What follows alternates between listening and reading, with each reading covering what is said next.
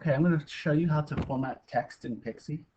So first thing you want to do is click on the blue T for a text box, and a text box will come up. I already typed in multiplication strategies by Mr. and Liz third graders as an example. So if you don't want it, you can just click anywhere else, or click the delete key and it'll delete. So I'm going to show you, once you click on a text that you've written, you see on your options button over here, the text options opens up. It defaults to Comic Sans, so if you want to change your font to something different, just click on that, and you can change your fonts on your page, just like you would in any other program. So it's very similar to most programs. You got your size. You can just resize it both ways, either using the slider, clicking the numbers up and down to increase and decrease the size, or you can simply just drag the corner. It's up to you. You can also change the style, bold, italics, and underline. You can change the alignment as well, just like in any other time.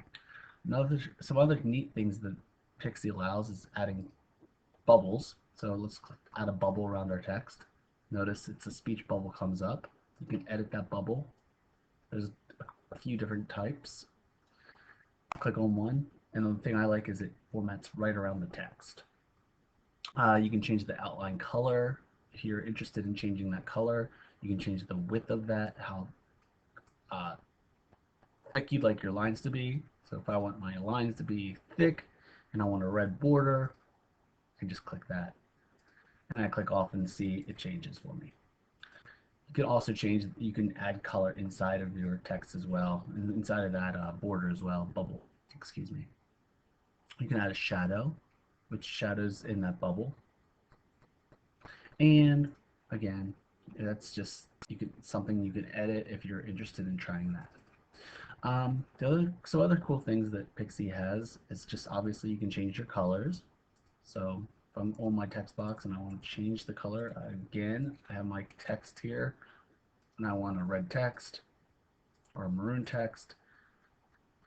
Doesn't really go with my border.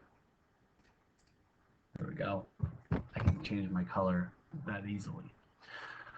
By Mr. Luxorgator, same thing, I can change that as well. But the other thing I want to show you right now, which is really cool and the kids love, is how you can take a background, something you've done in the background, and use it as your text background. So what I want to do here is just go to my paint tab quickly, and I'm going to the spray can, and I just went into general. See, there's different types of spray cans, which I'll get into later. And I'm just going to click on these stars. And so I'm going to spray paint a bunch of stars on my background. Just clicking to spray paint them. And so that's a little messy. I don't want it looking like that. But as soon as I go back to my text, and I'm going to click over here, if I click this A button, it's going to grab anything that's behind it. Now I have to take off the bubble for this to work.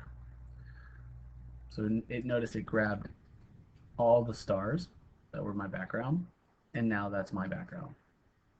Third graders love this option, so once you show them that, that's one of the things that really gets them hooked into changing the font up and changing the text.